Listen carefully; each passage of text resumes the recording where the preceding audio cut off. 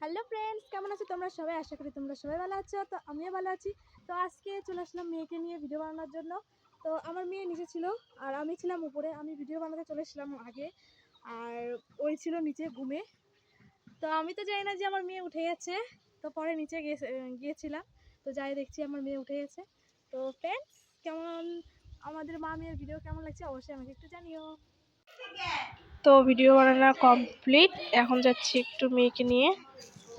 তো এখন রেডি হয়ে এসেছি, মেয়েকে নিয়ে যাবো একটু ডাক্তারের কাছে।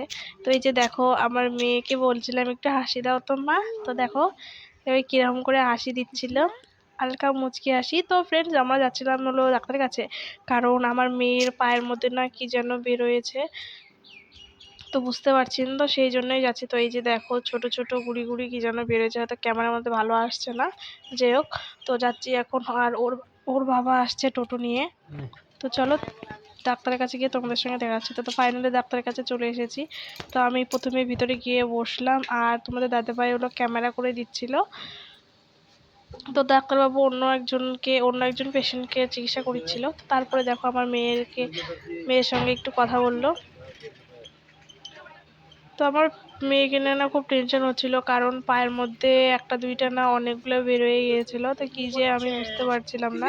তো দেখো ডাক্তারকে দেখাইছিলাম, আর ও ডাক্তারবাবু ভালো করে দেখছিল ওর পায়েতে।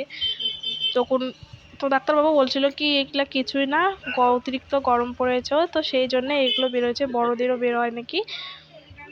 তো বললো যে এগুলো যদি একটু বেশি হয়ে যায় বা মুখটা যদি একটু পেকে যায়, তো চিন্তার কারণ আছে, তখন নিয়ে আসতে বললো আবার। তো সেই জন্যে ভালো করে দেখছিল যে কোথাও কিছু ইনফেকশন হয়ে গেছে নাকি। তো তারপর দেখো মেয়েটার সঙ্গে একটু খেলা করছিল ডাক্তারবাবু। তো আমার মেয়ে এইদিক ওইদিকে দেখছিল, ভাবছিল হয়তো যে কোন জায়গায় চলে আসলাম, ওই বুঝতে পারছিল না।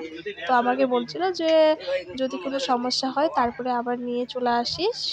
দেখো আমার মেয়ের সঙ্গে খেলা করছে ডাক্তারবাবু, কথা বলছিল, আর বারবার বলছিল যে সবসময় পরিষ্কার রাখতে হয়।